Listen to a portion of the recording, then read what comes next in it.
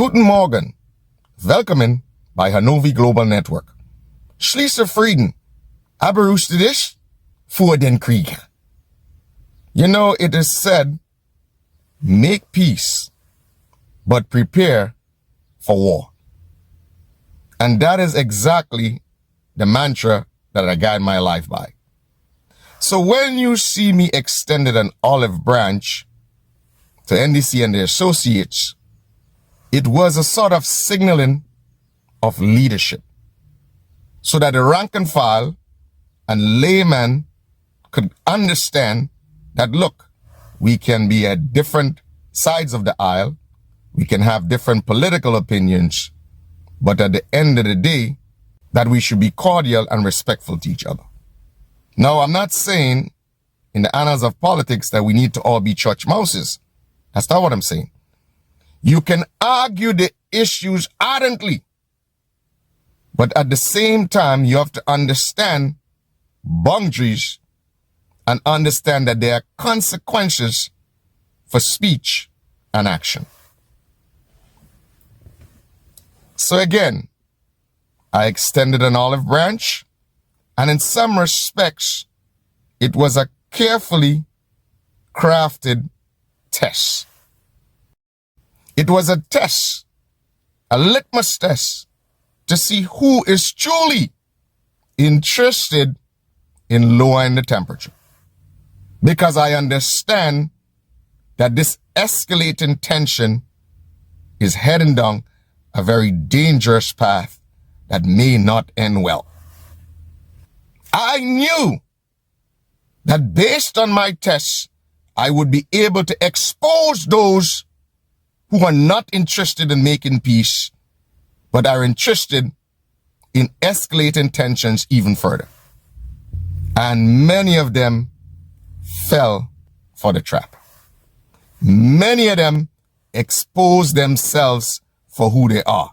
And many of them made us realize who truly are the architects of this contention, okay? And this confrontational, divisive approach to politics. So after I extended that olive branch, okay, tried to show the people that we can be respectful and cordial to each other after having discussed serious concerns for Grenada, guess what? What does Kem Jones think that he can do? And it's cute. He goes on to Ridealong and he tries to be disrespectful to himself and tries to throw a little shade on me. I said, oh, look at him in his shirt and tie. Kem Jones, this is nothing new. We were bank boys back in the days, okay? We were working in Barclays Bank, Scotia Banks, NCB Bank. So we always dressed in shirt and ties, okay? Since 17, we dressed in shirts and ties as bank boys, if you didn't know. So if you got a problem with that, then that is your problem you'll have to solve. And I know that your butt hurt because you figured what happened at the town hall backfired so significantly that it punctured, in some respects, the NDC's traction. So I know you're trying to distract and you're trying to get a little disrespectful and personal, and you're trying to be a wise guy. And in some respects, I believe that Junior was part of being a wise guy. So you two are trying to be wise guys, okay? But Kem Jones, why didn't you tell the people while you were on Ridealong, okay, that the last time when you tried to get out of line and disrespect the Grenadian people at large and calling them names, and I had to reprimand you, that you called Junior crying like a little bitch boy, okay? Saying, oh, Junior, oh, well, talk to Perry now. Why Perry going so hard at me the last time, man? What do to Perry? Oh, talk to him now because I know he's your man and all, you know? Why you didn't tell him that? But instead, you're trying to be cute and you're trying to be some wise guy and try to take some, oh, look at him in his shirt and tie. Like, he's too conservative. He's old-fashioned or something like that. Yo, my man, you should be the last man talking about people's looks, bro. Okay? You should be the last man. And people say all kind of shit, and that's, neither here nor there. That's, childish. I mean, I'm a good looking guy after all. But anyway, you should be the last man talking about people's looks. Okay? Because you look like a goddamn serpentile gecko. Okay? With your long body. You look like a serpentile gecko. Okay?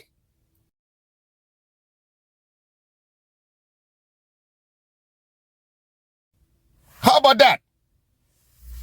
And you've proven to yourself, and you've disrespected yourself and proven to yourself that you, in some respects, are like a goddamn long body snake creeble. Okay? Next time, if I were you, I wouldn't talk about people's looks. You looked a little uncomfortable, bro, in that suit. But it's people like you that cause situations to go south. So, Mr. Serpentile Gecko, long body gecko, quit while you're ahead, trying to be a wise guy. Now, another situation I think is important to address. Now, I noticed Ali Matura, okay, made a statement on Facebook, and I confronted him about it, okay? I says, oh, look what Perry doing that town hall. He should be walking out of the town hall limping.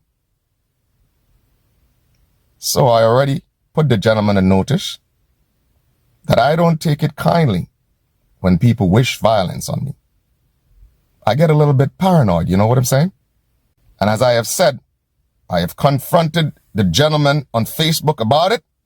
And again, now we know who is interested in peace. Now we know who is interested in de-escalation. But it is quite obvious that you people are not. And that is why you people should never ever hold the reins of office, okay, or be close to the throne of power. Because you have proven that you do not know how to act and use power responsibly. So this is more a crisis of leadership, okay, throughout the infrastructure of the NDC, from the top to the middle, and all of that translates down to the bottom. Because in some respects, these podcasters and these Facebook mafia, NDC mafia, have to understand that what they say, okay, especially reckless speech, has consequences. Sometimes dire consequences. I mean, look at the contrast in terms of behavior and responsibility as leaders, okay? Look at the difference. Robert White, last night, used the incident and signal to his people, okay, that look, this is not good behavior. This is not the way we should be acting. But you turn around, okay, and you use this incident to call for violence and aggression against me. And not one of these ministers within the NDC camp had any iota of leadership to come out and say, look, that was reprehensible. So it tells us exactly the type of people you guys are. You see, the problem is you guys don't, as I talked about relationships earlier, okay? And you guys don't know people's background. You don't know their experiences. And you shouldn't be reckless in the public space like that, okay? Especially when some of us may have the ability, the experience to fight back. So again, I strongly suggest that we be careful how reckless we become. Because again, some of us may have immeasurable capacity to fight back.